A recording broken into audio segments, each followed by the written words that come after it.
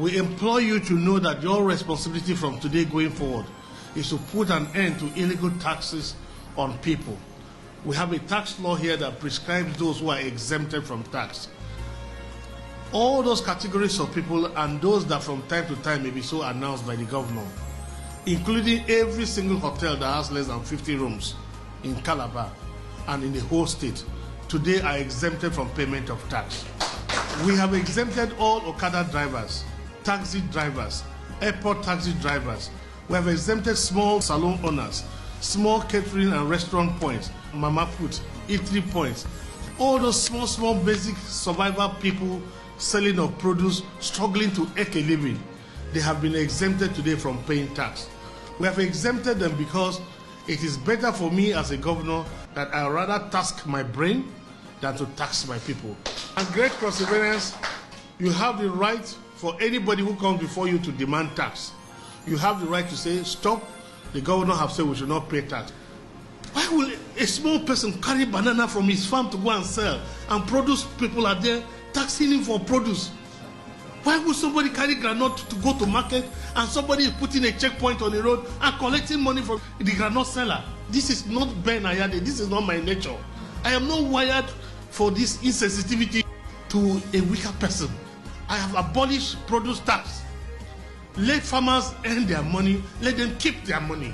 Because you didn't give them fertilizer, you did not irrigate the soil, you did not prepare the soil for them, you did not do the land clearing for them. Why do you want to tax them? Why do you put pressure on that, your small brother or sister, whose situation is much worse? Why will we expect that people who don't have scholarship for their children, who don't have good schools, they struggle to pay, struggle with the uniforms, struggle to have security in their small businesses, struggle to get water with their borehole, struggle with generator, and government is providing almost nothing to come back to such people and tax them? I think this is the greatest injustice.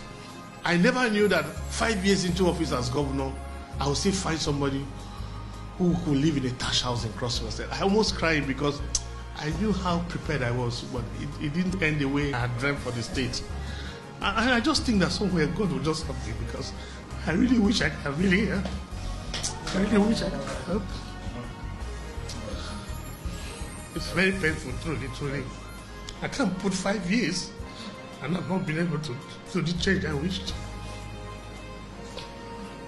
I know of some small people whose businesses are closed because even after signing into law that they should stop collecting tax, I still find people giving political appointment for a completely different thing.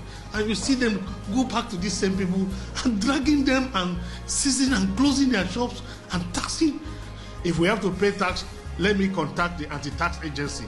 They will give us a tax code whether we fall under the category of those to pay tax or not.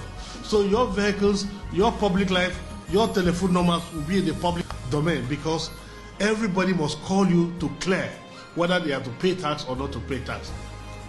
And so I pick only men of God and women of God to serve here. I charge you that by the time you are done, let your agency be a world-class example for other states and countries to emulate. If God sees into my heart, let him take every single wealth I have. If he can make every single Cross Riverian rich, if he can take every single Cross Riverian out of poverty, let Ben Ayade and the Ayades, let us be poor for Cross Riverians to be comfortable. Let me see Calabar thrive again. And this is part of my post-COVID-19 response.